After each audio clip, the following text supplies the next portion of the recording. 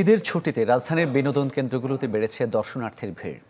চিড়িয়াখানা থেকে শুরু করে বোটানিক্যাল গার্ডেন, হাতির ঝিল বা ৩০০ ফিট সব জায়গায় ছিল উৎসব মুখর। তবে এবার সবচেয়ে বড় আকর্ষণ ছিল বিরল অ্যালবাইনো মহিষ, যাকে দেখতে রাজধানীর আশেপাশের জেলা থেকেও ছুটে আসছে মানুষ। ঈদের চতুর্থ দিন রাজধানীর বিনোদন কেন্দ্রগুলোতে ছিল উপচে পড়া ভিড়।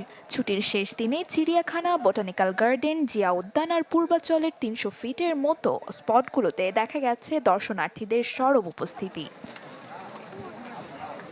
এবারের ঈদুল আজহার বহুল আলোচিত মহিষ ডোনাল্ড ট্রাম্পকে দেখতে মিরপুরে জাতীয় চিড়িয়াখানায় ভিড় করেন অনেকেই। ৭০০ কেজি ওজনের অ্যালবিনো মহিষটি দেখতে রাজধানীর পাশাপাশি ছুটে আসেন ঢাকার আশেপাশের এলাকার মানুষও।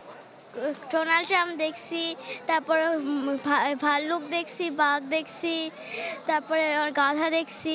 চিড়িয়াখানা ঘুরতে অনেক ভালো লাগতেছে।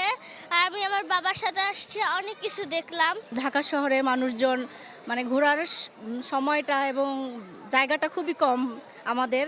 তো এখন যেহেতু ঈদটা গেল, ঈদের পরে সবাই মোটামুটি পরিবার নিয়ে যে জায়গায় পারে একটু ঘোরার জন্য, একটু আনন্দ নেওয়ার জন্যই আসে। ঈদে ছুটি পেয়েছি, ফ্যামিলির সাথে একটা ভালো টাইম স্পেন্ড করতে পারছি, সব মিলিয়ে দারুণ কাটছে। অন্যদিকে বোটানিক্যাল গার্ডেনে ভিড় করেন প্রকৃতি প্রেমীরা। ছায়া ঘেরা নিরিবিলি পরিবেশে ছুটির শেষ সময়টা উপভোগ করতে যান তারা। আমাদের কর্মব্যস্ততা এত বেশি যে ছুটি না পেলে আমরা আসলে ওইভাবে প্রকৃতিটাকে এনজয় করতে পারি না। আজকে ছুটি ছিল, এই জন্য মোটামুটি আসলাম। বাচ্চাদের চিড়িয়াখানাও গেছি, গার্ডেনও আসছি। হাতির ঝিল, জিয়া উদ্যানের পাশাপাশি ৩০০ ফিটেও ভিড় করেন অনেকে। চারিপাশে পরিবেশটা এরকম ফাঁকা থাকে, সেজন্য আমরা ঘুরে ফিরে খুবই আনন্দ পাচ্ছি।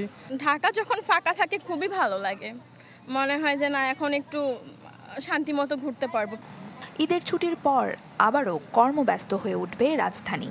জীবিকার তাগিদে মুখরিত হবে শহর, যার আগে সামান্য স্বস্তি খুঁজে পেতে পরিবারের সাথে সময় কাটাচ্ছেন নগরবাসী। নসিন নাওয়ার, চ্যানেল 24।